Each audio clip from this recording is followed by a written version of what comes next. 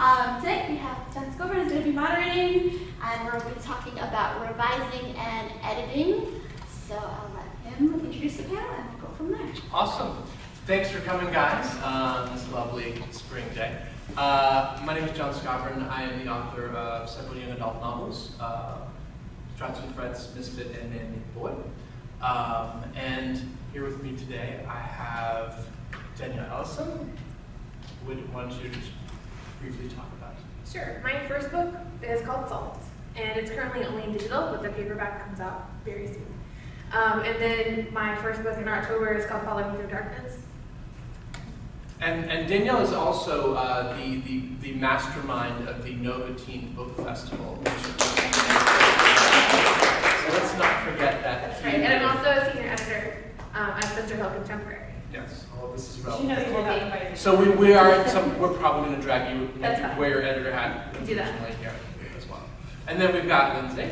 Hi everybody. It's Lindsay. Lindsay Smith. I just did some Yeah. And my first novel, Secret, just came out a couple weeks ago. It's about psychic Russian teen spies.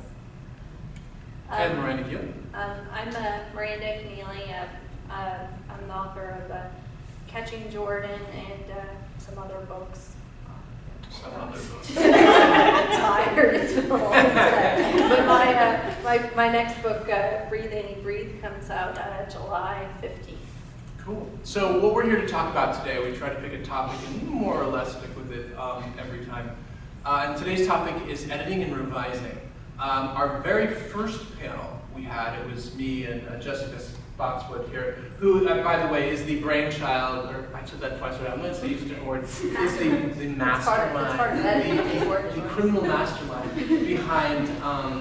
behind this whole panel series. It was her idea. She approached me asking if I would want to be the presenter for it. But it's totally all her, and she's always behind the scenes doing all the important stuff. But for our very first panel, Jessica and Diana Peterfreund and I, was that it, or was there someone else here? Well, Nico was here. And we talked about rough drafts, particularly as it related to NaNoWriMo, which I will never be able to see. Talking about rough drafts, and basically the message was just get it out on the page and fix it later. You know, the key thing there, especially for something like NaNoWriMo, where you're writing an entire novel in a month, or trying to, is just to get it on the page. Get it out of your head and onto the page. But of course, we emphasize the whole time that's not what you submit to an editor, ever. And so now we're going to revisit this whole topic from the next stage, which is, of course, editing and revising. What do you do once you've got that big, messy first draft? And the actual messiness can vary somewhat. It depends on the author. I don't know, do we have, who's an outliner and who's a gardener? I'm not using the word, I use the word pantser, I hate it. I typically outline. You outline ahead of time. Or say 9 out of 10 times. So how messy are your first drafts? They're usually pretty clean, especially if I'm a big character person, so, and a first line, I have to know the first line or I can't write anything. Okay. So I usually have characters all figured out, and then it's really easy because it's like, but the last book I just turned in, the sequel to Salt, was not an outline. It was make it up as you go along. And that was by choice, or did it just seem like? No, that's just what happened. I kept making an outline, and then I would write it, and then it would be like really bad, and I'm like, fine. Or they would do something and be like, all right, whatever you're doing, I have no idea. And I was just gonna go with it. So you had an outline for it. I did, but none of it is in the current draft. Interesting. Yeah. Which is a whole other way of doing it. And Lindsay? Oh man, I'm the complete opposite of Danielle. I come up with just a couple of bullet points. Just think of the evilest things I can do to my characters. And then the story kind of grows around that as I write it. And then I end up usually having to go back and fix a lot of things so it looks like I did them on purpose. I'm the word we hate at Pantser, but I start with an idea usually, and I usually know where my character is at the beginning of the story and where they are at the end, or where I want them to be at the end, and then I try to find out how they get there, and update mistakes all along the way. But I don't really outline very well. Anytime I've ever tried to outline, it's come out very badly. I will say that one One trick I do use though is once I kind of figure out my plot points, I use like a 12-month calendar to keep track of dates and events. Oh, interesting. Like just like a little paper calendar? Yeah, like right now, it's a Downton Abbey calendar. Okay. Like, or As like, we do, yeah. an animal calendar or whatever, so Beatles calendar. Really. And you have a different calendar for each project? Yeah, that's what I try to do. So. That's really smart. Because I gotta say, like, there's so many times I'm like, okay, now what's the time? Like, how long have they slept in like 2 days? Yeah. So I try to do like the major plot points, but I can't do that until like the first draft is done. Right. So you've got various states of rough drafts that you begin with when you begin the editing and revising process. And then, I, by the way, am a huge pantser. You must use that term. I do find it a little weird. What do you call that? A pantser. There's this thing where, are you an outliner or a fly by the seat of your pants kind of writer? Okay, And sorry. And so they've been kind of truncated to pantsers. Personally, I prefer George R. Martin calls them gardeners, architects versus gardeners, and I would rather be a gardener than a pantser, because in my mind, a pantser is someone who sneaks up behind you and pulls down your pants in public. So, that's why I like gardener better. But either way, that's what I am, not someone who pulls down your pants, but someone who does not outline and comes up with a rough draft. And mine are just a god-awful mess by the time I'm done, where I'll literally be like writing notes in the margin. I write everything longhand to start off with. So I'm writing, oh, go back and do this later on when you remember to do that, and forget this, and don't forget when you get here to do that. There's a lot of that in the margins for me. Yeah. And so you end up with these things in various states. Danielle's might be a little more clean. But then you've got to go through and start fixing it and making it so that some other human being could not only read it but enjoy it. How do you guys loop through the whole thing over and over again, or do you fix one little part at a time and move on to the next? What do you guys do? Usually by the time I finish the first draft, as I'm going along, I've been keeping notes to myself of things I know I need to go back and add in. Like if I come up with some great twist that I want to work into the plot, I'll add notes for how I can plant the seeds for that as I'm drafting, just so I don't forget about it. Right. So I've got a nice little checklist of things that I... A to-do list almost. What's that? Like a to-do list, basically. Yeah, of things I know I'm going to have to do when I fix, but I still go back and read through it one more time to make sure I'm not forgetting. And that's where I find the funny notes to myself that are completely off the wall that I totally forgot about and didn't write down. So.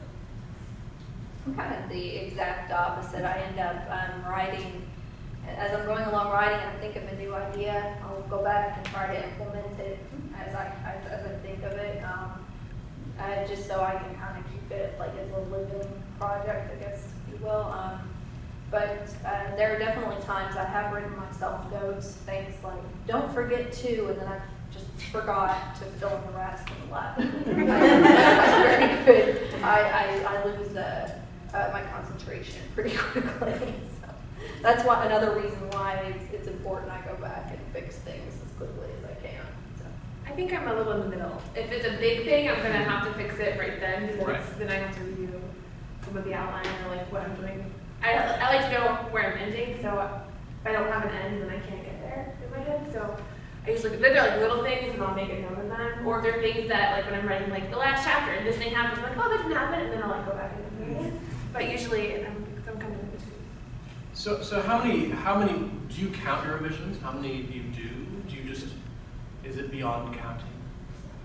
I generally, I don't. I will say that I save a copy of my draft every day, so I'll have hundreds and hundreds of really? drafts. Oh, wow. Every day, I Fascinating. save it. But What do you use? Do you just use Microsoft Word or something like that? yeah, I tried Scrivener. Scrivener does that for you automatically. Not too, but I, that's Gotcha. a word I made up, but I need to Scrivener. And what do you guys have revisions? Do you have like versions? Do you? Yeah, I'm usually just dive in and just work the single revision draft until I can't stand to look at it anymore, and then that's usually about a month's worth of time or 2 months, so I just save it as that month's version, and I set it aside for a little bit. Yeah, I save every week. So if I'm like revising drafts for April, then I'll save one file. And then when I get the revision again, I'll save the draft for whatever month that is. Interesting. So I do it by like a full revision. Like And- this revision is done. Gotcha. Interesting. All right. And so one other thing that, so you're going through and you're for me, for example, I tend to do like the big chunks, the big problem areas first. So I go all the way through the manuscript, tackle those major ones. Usually some others come up along the way. And then I go back again through the whole thing and try to like fine-tune kind of smaller problems. And then I go back again, this is all before anyone sees it. And then I go back again and try to like cut out all those words I didn't really need, of which there are many. And you know, this is where, I think it's often helpful. You get to a point in the revising process where you can no longer see the forest for the trees. You're so stuck in that you really you lose perspective on your own story. And that, I think, is when a critique partner can really be helpful. Do you guys have a critique? I know Lindsay, I'm going to call you Lindsay for now. Lindsay, I know you were showing us before, you had like just handouts. I do. Really awesome. You have like a small critique group. Is that just like is it an informal, just friends or like? Yeah, we have a private online message board that we use. We just mostly just share our manuscripts with each other when they're finished. We'll do a formal round of that and just write notes to each other on the manuscript as we go. It's about 4 or 5 of us. But we have a checklist that's kind of looking at all the different parts of story, craft, and character, tone, and world building. Just a really long checklist, and I've brought handouts of that that we go through, that we've all kind of brainstormed on together to devise. And that, I find, gives us a really nice, something to refer back to when you're losing your perspective on the story. It's nice to have that list that you can go back to no matter what book you're working on and see, okay, if I can just get back to these basics, I think I can fix this. Sure. What about you? Well, kind of going off of what you're saying about perspective, I've found that whenever I send, my manuscript to friends or critique partners to read, and certainly yes, you can get way into the story, and you might lose your perspective. But one thing you have to remember whenever you get it back, and maybe you don't agree with something, is you have to remember why you did something in the first place. Like as you get so into your writing, maybe you don't even remember writing a sentence or writing a section, but sometimes you have to think, why did I do this? Because your instincts are generally right most of the time the first time you look at something. And you're a smart person, and if someone comes back and says, why did you even think about this? You had a reason for it. What was it? Maybe it was the wrong reason, but don't, just automatically accept everything people say wholesale. Well, that is a great point. Yeah, I mean, to kind of navigate that, once you send it out, to navigate the feedback that you get. Right. It could be, someone comes back and says, I don't get why you did this, or this doesn't make any sense. Well, maybe, you can tweak it with a sentence or two change, not rewrite your entire book based on whatever they think is wrong. Maybe it's just a tweak. Maybe they didn't understand one little thing. So and it kind of broke a bunch of other things, right? Yeah. There have been times when people said, "Oh, this is terrible," and I think, "Oh my God, what am I going to do?" And then I end up fixing it with one sentence or deleting something, and it's it took me a long time to learn that, though. And I think this is where it becomes helpful to choose somewhat who your critique partners are. I'm like very careful and guarded about it personally. Yes. I want to know the other person well enough to be able to filter out their perceptions and their prejudices. Yes. And I think that's really key, because everyone has their own things that they like or don't like. And if you're sending a sci-fi script to someone who only likes realistic romances, which is fine, because if you have a romance in the sci-fi, it's incredibly helpful to get that perspective, but you also have to remember that they're looking at this very differently. I think that's where, like, my critique partners and I one of them has been together since, we've been together since 2009, so it's been a long time. And you kind of learn each other's, like, strengths and weaknesses too. So, like, I have this group of 5 people, but they each read it at different times in their revisions, because I know, like, oh, it really needs this, and this person's the best at this. So we've kind of we've learned how to, figure out which spots are so needed, I guess, in the drafts. Or sometimes I have some beta readers too, who just like, I have no idea what's wrong with it. I'm like, here, you read this. Now, do you define critique partners versus beta readers? Yeah, readers just read it, and they give you like like their readers' feedback versus my critique partners who are like writing this in their script and giving me like, you know, more structural. Kind of. Gotcha. All right, interesting. So how many, and you have 5 critique partners, and then you have a... And then I have two betas. So not all 5 of them always did it. Like there was a time just like last year where 3 of them had babies at the same time. So then there were only 2 of us, and so not everybody can always do it. Right. So kind of then working off of what Miranda was talking about, how navigating the responses you get, you know, filtering their preconceptions, what their tastes are, and yet at the same time trying to find if there is some truth to it, you know, because you can get defensive and you can be like, but I love it, you know, and so you have to keep that ego out of it as well, which is no small task. Yeah, exactly. And then, you know, once you've kind of navigated all that, then it's time, of course, to send it off to your editor. And this is assuming that, or if you haven't gotten it sold, I guess you could be sending it to your agent, or, you know, whatever you do, you're sending it off to someone in a more kind of professional capacity. And they are going to also then have their opinions about it. Now, Danielle, when you're looking at a manuscript for the first time, and you write what we generally refer to as the editorial letter, which is where an editor first gets the manuscript and they say, you know, like Lindsay, we just absolutely love this manuscript, we're 100% behind it. I just have a few things, and then they send you like a 10-page letter. Only 10? Only 10, yes, exactly. Only 10. Because they loved it so much. Barely needed any work. It's true. And so, could you talk to us a little bit about that side of the process?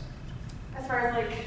About writing the letter, you know, when you're writing a letter, are you imagining as if you're almost like speaking it to the author? Do you try to take a more formal tone, or? Yeah, I try to be relatable because I write too. So all of my authors, when I sign them or whatever, then they know like I'm coming at it from an angle that they are too, because I write as well. And so I think because of that, I can say things that maybe other editors who don't write can't say. Like are you not doing this because you're afraid of it? Because, you know, sometimes that's why you don't do things. It's because you're scared of like, if you do that, what will happen? And so I think there's always like a level of respect that comes with that. But when I'm doing a big picture pass or a first editorial letter, I'm not gonna I'm not gonna lie to them and say it's perfect when it's not. And if it's a 10-page letter, that means I do love it, because if it's 2 pages, I probably don't. So, you know, you want it to be the best, and you want to fix all those big things that you can. So that's usually always, I can tell you consistently, it's always character motivation. Sometimes it's plot and pacing, but it's always character. There's always something with character. And those are really hard to fix if you don't know how to answer them. And those could be really big questions. Those could be, the editorial letter could be things that like make you rethink the entire story. Or I remember with Misfit, for example, I radically changed the book. In Misfit, this girl's she's a half demon. Her mother was a demoness, and she goes to Catholic school. And of course, obviously, a secret that she's a demon. In the original draft, she didn't know she was half demon either. She didn't know her parentage. And it gets revealed, I think, like 4 or 5 chapters in. And my editor and I were kind of banging our heads on, it just wasn't working. The opening was too slow. It just wasn't really snapping together. And my editor said, what if she knew from the very beginning? What if she's carried this burden her entire life, knowing that she's different, that she's wrong? You know, and I said, I don't know, but that sounds really interesting. And so I went back and rewrote it, and the change permeated throughout the entire manuscript like a ripple effect. And that was with that editorial letter that happened. And that's what you wanted to do. Because especially if you know, like that's already automatically more interesting than a girl finding out. You know, like if she goes into it knowing you have something that from page 1 that you don't have otherwise. So I think the big thing, you know, there are like 5 major things when a big pass is something I remember them. Character, plot, obviously. Like show versus tell sometimes that can be really bad. And do you guys know what that means, show versus tell? Yeah. It's no we can show your hand. So the idea, do you want to go for it? Sure. Do you? Well, okay.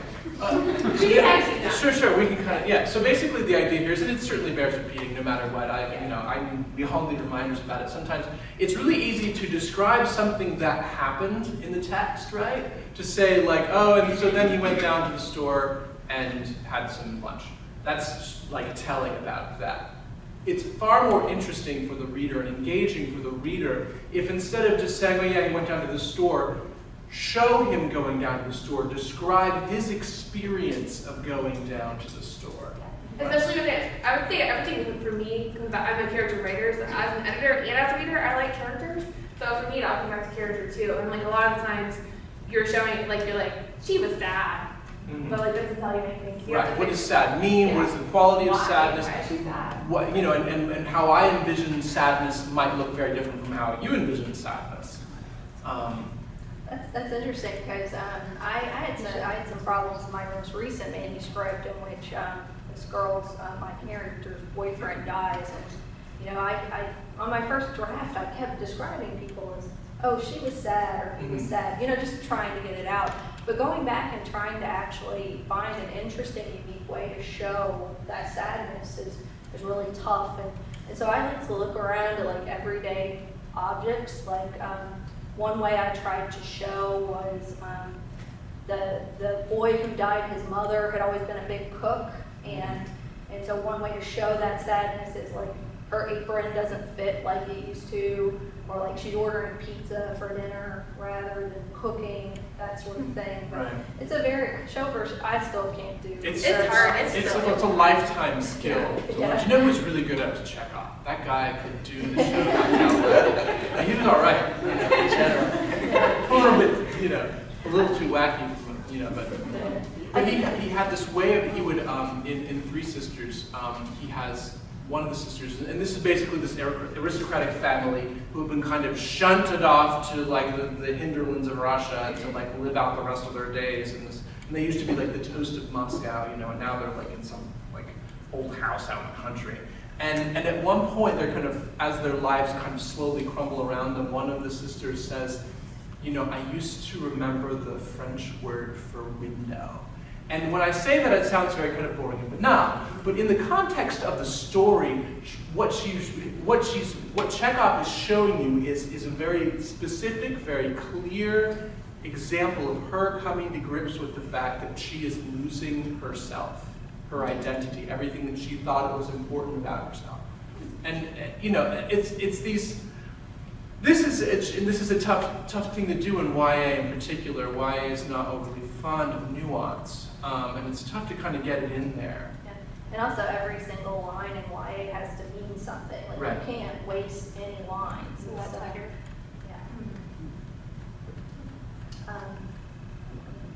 No, I've already forgotten. It must have been a line. Sorry. Do we have any other questions while we're kind of like, yes, go nuts. Because you were talking about how changing that first part of your book completely trickled down to the rest of the book. How did that, from a revision process, how did you approach it? Because you have to look at all the different, did it just chunk off the first part, or did you have to change whole chunks and down the end as well? Oh yeah, there was changes throughout the entire manuscript. As kind of crazed and sort of like all over the place as I am with my first drafts, that's how slow and patient and methodical I try to be with my revision. Just going little bit by little bit, and patience for me is so key on that. But because it's tricky, because you have to start forgetting the things you know, because you can't make those kind of assumptions. And so with that one quality of that character's life having changed so drastically, I went through with nothing else in my mind for that entire draft, with nothing else but to go and look for all the moments where that could change her in a more interesting way, and just pinpointed it throughout the manuscript. So I very much went after a full manuscript change of that. And you're essentially changing who the character was. Yeah, no a lot of ways. fix just a part of that who the character is. Yeah. You have to change the whole story. It was massive. Yes? Do you think that because of word count limitations in YA, that most modern YA tends to be in the forerunner? I don't think there are word count limitations in YA. Well, they seem to be, I mean, they don't seem to be like, Game of Thrones. No, for the most part, no. But most books are not Game of Thrones sized in general, across the board. Unless it's a high fantasy book, that's, it's a big thing. But for the most part, I would say that what you're referring to, that hit the ground running thing, is YA is not overly tolerant of slow beginnings. But I don't think that's anything to do with word count. I've had an issue with this in my writing, and yes, you want to grab teen readers from page 1, but there are sometimes, your inciting incident can happen, for 15 or 20 pages in, because you need time to set up who your character is before that inciting incident happens, and then that starts the process of change. But I think the way I've always tried to fix that is by having one really interesting hook on page 1, and that drives you to that inciting incident where you start upping the stakes, if you will. It's very hard in YA though, and I'm actually struggling with it now with my next book I'm trying to write. It's a big old mess, so, but I'm trying, it's hard to figure that out. I remembered what I was going to say is that, revising and editing never really gets easier. I'm in the process of doing my 6th book right now, and it's harder than it's ever been. And it's interesting when you first start out writing. You want to get an agent, and you want to get published.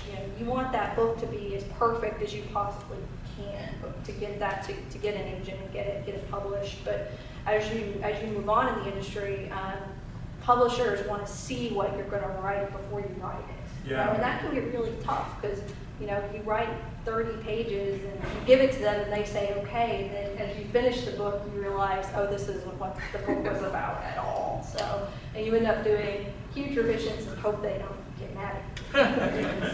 Well, and then the revision process for every book is so different too. You can't just across the board apply the exact same techniques to each book in your revision. But you learn something with each one that you go through.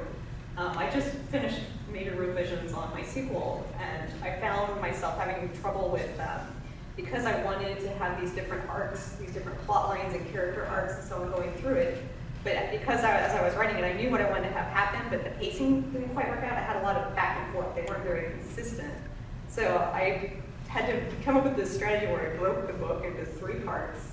And for each act, I wrote how I wanted my character to feel about that particular plot line at that stage in the book. So it changed more smoothly across the plot. And that worked for that book. I don't know if it'll work for future books, but it helped me out to get through what I had to do right there. Lindsay's completely right that it definitely changes from book to book, how you approach it. I think one thing going into every book I write, I try to remember, who is my character? What does she want more than anything? What does she need? And what's going to stop her from getting that? And I wrote my whole new book without thinking about that. And so it makes no sense whatsoever. I'm so That's glad like the number one rule that I didn't follow. Because I was so busy doing everything else that was that. So Yeah, I'm so glad you said that because when earlier, even as there's editor Danielle and writer Danielle, and editor Danielle knows how to edit a book. And sometimes I know how to do it in other people's, but you don't always know how to do it in yours. And that's part of being a writer is even though I do this, I can't always apply it to my own work, even though I know I should. You don't always know how because it's your book, so it's different. But what she just said about character is the one question that in my big picture, my first pass letter, I ask everybody, who's your character, what does your character want, what stands in the way? Because if they can't answer it, in a sentence, then they don't have a book. You can't have a story without a motivation and a conflict. So that's what I do. There was a question over in the back there. I actually have a couple questions. Ooh, a couple questions. Yeah. I tried to keep remembering them as you guys were talking. So when I write lyrics, I assume you guys all write something. Sure. Whenever I write, it's difficult for me to come up with. I'm going to use you as an example. When you speak, I can tell that you probably write really well because you know a lot of different words and you explain things and describe them really well. Oh, thank you. So I was trying to figure out how do you guys get into, as you can see, how do you get to know a lot of words and explain things very well? How do you get into that mode, like when you start writing, do you know, do you have like a list of words that you make sure you use? Like what, to sound, instead of saying like things what you said, she was sad, instead of saying that, how do you explain that? I guess you just already know the words. Well, I would say that's actually really, truly excellent advice. And I actually picked that up from a very famous author, Anne Patchett. She wrote a book called Bird by Bird. And she said, before you write any sentence or scene, like say you're going to write about the high school cafeteria, write down every single word you can remember about, the high school cafeteria, like the concrete walls, the sloppy joes, the mean kids, like every single word that you can remember, and then you can pull from it, and maybe it'll, jigger something in your mind. But I mean, I think that's a very important thing to get into the modes, to write down as much as you can. Okay, can I ask my other question too? Sure. How do you figure out when it's time to stop criticizing yourself when you write? Because whenever I write lyrics, sometimes I feel like this is really boring, or this is about the same thing I wrote about last time. So how do you figure out where you just need to stop? Can you shut that off? Can you turn it off? Does that absorb? Because if you know how to do that, because I'd be happy to learn that. The internal editor is always there, right? He's always sitting there going, "You're not good enough. You're not smart enough. You can't do this." I would say, my own druthers, is that for the first draft, you tell that thing to just sit down and shut up, and then you just go and you put it down on paper, you get it out there, and then grudgingly and with a lot of parameters, a lot of limitations, you let that voice in a little bit for those revisions. And if you feel like it's starting to crush the thing, that probably means you've lost that perspective, and you might want to ask a friend or somebody you trust to take a look at it. Okay. But never ever because you know what that is? That's ego. It's what that is. That's ego, and it's just there to mess with you. So never give it full reign, ever, because it's not going to be nice. It's not going to be generous. It's not going to be in an artistic, creative spirit. Does that make sense? Yeah, I understand. Anyone else? I'm sorry, that was kind of a passionate thing. I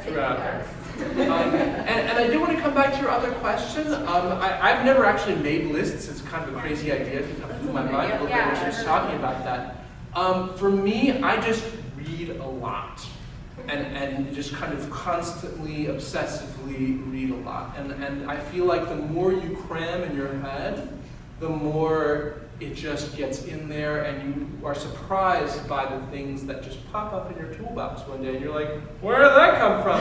And probably it wasn't from any one specific book or anything like that. Perhaps it was from a number of different things all kind of coalescing in your head. And that ultimately is what makes the stuff individually yours, right? You'll take a bit from here, you'll take a bit from there, it all goes through the you machine and comes out as something totally different. Does it make sense? Yeah.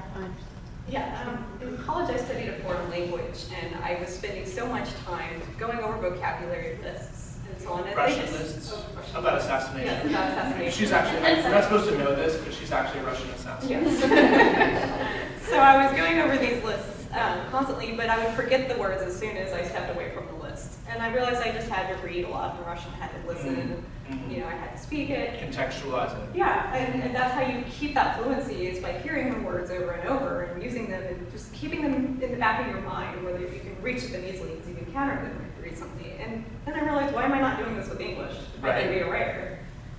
So I got to work, and I just read a whole lot, and that's how you learn the shape of sentences and the way the words flow together, and you find kind of what emotion kind of sets you off into when you're crafting your sentence or your verse or whatever it may be. And you get that from reading a lot and figuring out what resonates with you and what doesn't. Mm-hmm. And also, I think, listening to people, other people who do. And I love to read too, obviously. I read a lot, but I also watch a lot of TV because I love characters. Like I've said this like 15 times, so like I do. And when I started writing, I actually started by writing plays. And so in playwriting, you just write dialogue mostly, the actors kind of fill in the character. At least it was high school stuff, that's what we did then. And so when I started writing books, even now, most of my first drafts tend to be a lot of people talking, and then I have to go in multiple times and like fill in all the pretty words and all the scenes, because that doesn't come naturally to me. I'm completely that for me takes more effort is to make those fancy words fit in or to make these sentences look more beautiful. Any other questions? Yes. Especially to the editor, the importance of opening lines. So important. Bam. All right, let's go. That's the first impression of your writing. So, All right, let me rephrase the question. What opening line made you gasp and feel nirvana? maybe what? Gasp and feel nirvana from any book you've read. And saying, I wish I had written that. Gosh, there are a lot of they're really good. Dark Places by Gillian Flynn for me. She talks about having meanness inside of her like an organ. And I was like, oh, I already love you. I want to hear everything you have to say. That sold it for me. I think that you spend a disproportionate amount of time on that opening paragraph. Yeah. You know what I mean? Like if you were to have some sort of bar, like pie graph chart of time you spend on each section, like word for word, I feel like I spend more time on that first paragraph than like any other part of the entire book. It's just, See, I think mine is the end. Because I don't write unless I have a first line. So, and I usually have to, like, I don't know. So I'm probably the end. so you don't even. I can tell you don't on even my put it first down line, until but that. yeah, I can't write anything until I have a first line and I know the ending and I have a character. I usually cut my first paragraph. I'll Well, start off and I'll write that Salt first paragraph to get me kind of in that mood or whatever. Salt and then is the Salt's first line / first chapter never changed at all through revision. Oh, really? It's the only one. Darkness Wow. I rewrote 8 times before I sold it, so it changed a lot. But yeah. I think it's really the most important, one of the most important parts of your book is your first line, and it's your opportunity to show who your character is, their attitude, where they come from. It really has to hook an author, or a reader. But, I was just thinking about how the first line in my first book, my husband gave it to me. So, which I guess that kind of is cheating. But I have a question for you. So in every book that I've written, and I want to know if this is true for you guys, there comes a point in the revision process where it seems utterly, irredeemably broken.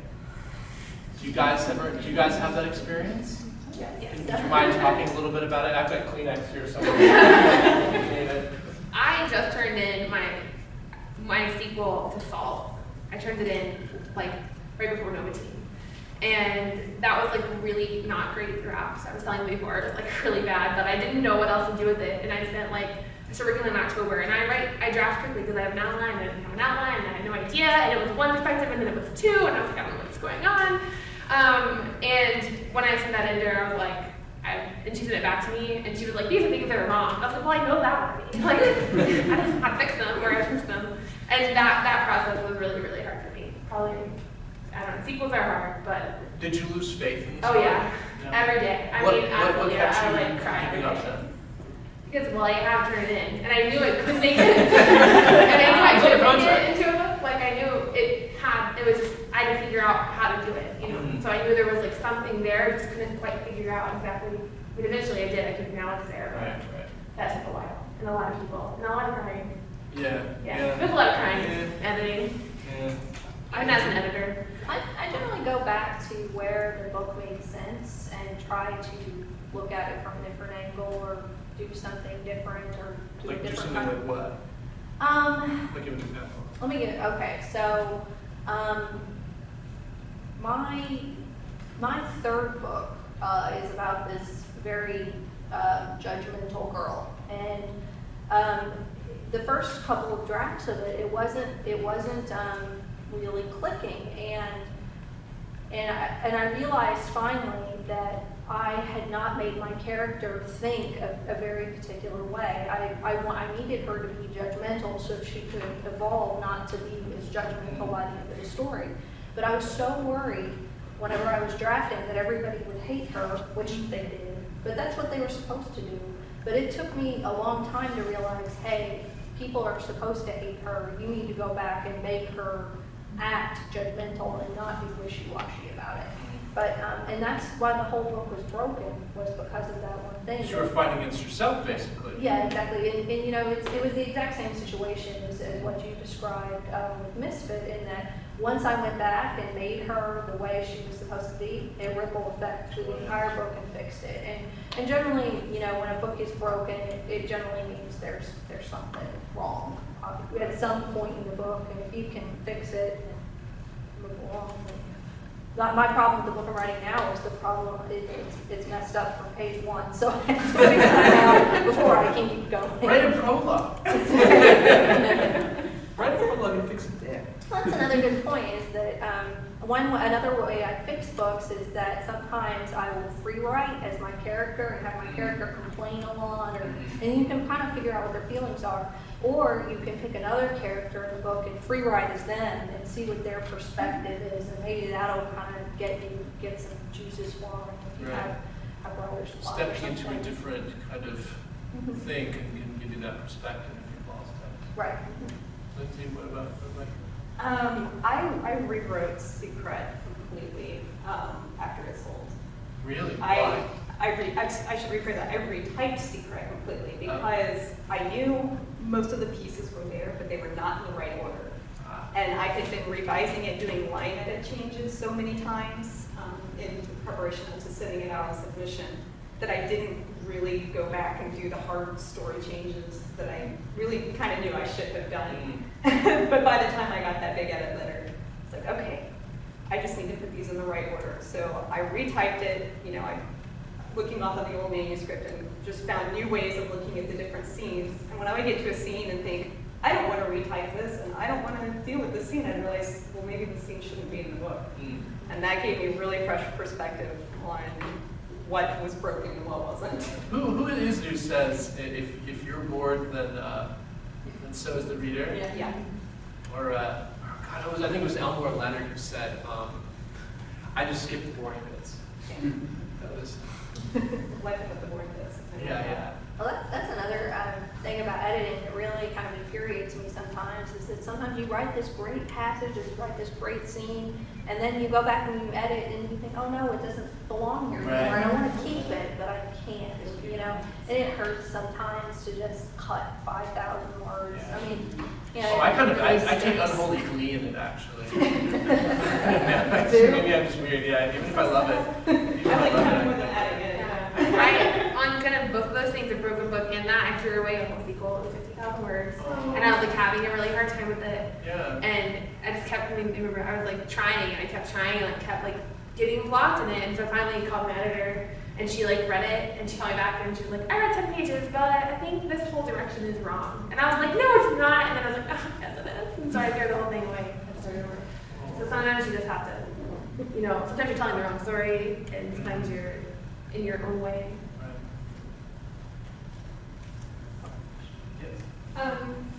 This was probably more relevant to all of you like earlier in your writing careers, but have you ever had a novel that you trunked or abandoned, and if so, how did you decide when it was time? Not that that's relevant to my life. Trunk novels. I've got a few. Do we all have trunk novels? Yes. Do we know what we mean by trunk novels? The novels that will never see the light of day. Probably because they shouldn't. You know. Yeah, I had two novels that are in the trunk, and will never. That's not entirely true. I have cannibalized a few aspects of them for books that ended up getting published, but. And my first book was in the trunk, because it's your learning book. Yeah, it took me writing 2 books to learn, because I didn't go to like grad school and get a fancy creative writing degree. I already had one fancy fine arts degree. I felt like another was probably pushing it. So it took me 2 novels to learn how to write, and I feel like that was time well spent. I don't feel like that. I don't feel a loss for that. I mean, I was a little sad at the time, but what about you guys?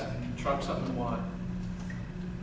I have a couple of really terrible sci-fi novels that I put away, and one was because it was my first book, and when I wrote it, I didn't understand the audience. And I didn't understand, like, when you're writing a book, you have to have a particular audience in mind. Like mine now, my audience is teen girls who like romance. Whenever I wrote my first book, I wrote it for you know, I thought it was like teen boys and teen girls and adults, and it'll be sci-fi with romance, with some school drama, set on the moon, all sorts of other nonsense. And it turned out really the only people who would probably like this are like really old men, frankly. I'm serious, like my dad liked it. Nobody else liked it. And then, you know, I had some other ones. I've had to come to grips with the fact I'm not good at world building. People in this room are fantastic at world building, and I just had to realize, like, I will never have that fantasy brain and that sci-fi brain that I would love to have, and but I've had to deal with that. So that's why most of my books are in the way. I've got a couple of NaNoWriMo novels that will never ever be discussed. My real Trump novel was the book that actually landed me an agent is an adult fantasy novel, and we went out on submission. We got warm responses to it. I got some good ideas, and I may go back and revise it. I feel like I'm always about to revise it, but I never actually do it because I keep thinking of it, and at this point, I almost wonder if I just have to forget it entirely because at this point I've cannibalized a couple of plot lines. Right. That's when it starts. Right. That's when you realize, okay, it's time to forget that novel. I wanted to add one other thing is that even if you have, put something away, like Jon said, you can use it later, take stuff from it and use it later. I will say I had one novel I wrote 4 years ago, and I thought it was probably the best thing I've ever written. I love it. And my publisher at the time said, this is terrible, it'll never sell, and the hook is terrible. I pitched it to them again this year, and they loved it. And I was like, great. And how long ago did you actually originally write it? Yeah, like 4 or 5 years ago. So yeah, so trends you can put it away. Trends change. You do feel this kind of urge now and again to go back and look at something that you wrote a couple of years ago, and sometimes you're pleasantly surprised, and you're like, oh, this is not so bad. Yeah, my Trump novel is my first. It was the first book I ever. I was like, I'm gonna write a book, and I did. And it lives in a chunk, and I have not read that in like years. It's really bad. It's in third person and it's a fantasy, and I don't read fantasy really, like high fantasy, which is what this was. I don't know why, because I don't read it. Which is why it's not good, because you don't read it, you can't really know your audience. That's what she said. It lives in a chunk, and then Follow Me Through Darkness. Like I said, I rewrote it 8 times before I sold it, like beginning to end, because it just had a lot of structural problems, and I had to figure out the best way to tell the story. And so there are lots of words that I lost. I probably lost like a whole books or 2 worth of words, but some of them I have reused in the sequel. Some of the scenes I've like gotten to retweak and like use, so we definitely get to pull from it. So you keep your cut scenes. Oh gosh, I keep everything. everything. All the cuts, all the everything. Yeah, I have everything. I probably have every draft of Darkness somewhere. Do you mind? Awesome. Dropbox. You had a question? I did. So if writing a novel from first word and the first blank page to your revision is finished and you submit it to your editor is a pie, how much of the pie is the revision part for you guys, and how much is the getting just the brand new, fresh territory of the novel? What is this pie comprised of? Time, effort, blood, sweat, and tears? I was thinking time. Blood, sweat, and tears is obviously just really woven into the whole process. I think we all know that. Well, I think it varies on the person. Okay, so and then I guess also I just was curious, which part do you enjoy more? The sheer creative of the first draft, or the more the craft part of the revision? So I don't know if I can answer the first part as accurately, because the first book that turned to my editor was Darkness, and I worked on that for 3 years before I sold it because of all the writing. So, and then Salt I wrote once. It was like my break in the revisions of Darkness. I wrote Salt, and my partners read it like maybe 3 times, and then I sold it. So I feel like I can't accurately. And Salt 2 was a long time. I mean, it was like 4 months, but that's a long time for me. So it wasn't really revised because it was just barely put together draft. So I don't know how well I can answer that part. But the other part, I think, for me, depends on the book, because there are books that I love drafting, and there are books that I hate drafting. So I think it depends for me. Yeah, I tend to write fast, but I also write short drafts, so I have to add in a lot when I go back and revise. So the revision process can take me a lot longer just because I'm, tucking in all those plot threads that I didn't add until 2/3 of the way through, and now I need to set up at the beginning, or fleshing out different scenes that I put to come later, So for me, the editing process is a lot more grueling. I used to like it better, but I think now I enjoy drafting more just because I'm able to not worry about what's going to come next, and I can just enjoy the process of getting the story out. I love the editing process and try and figure out how you can, make it so much more than, what you were originally thinking. On all of my books, I will say, like, what I set out to do is not what ended up happening. And if I hadn't had edited my books, they wouldn't have come out to be what they were.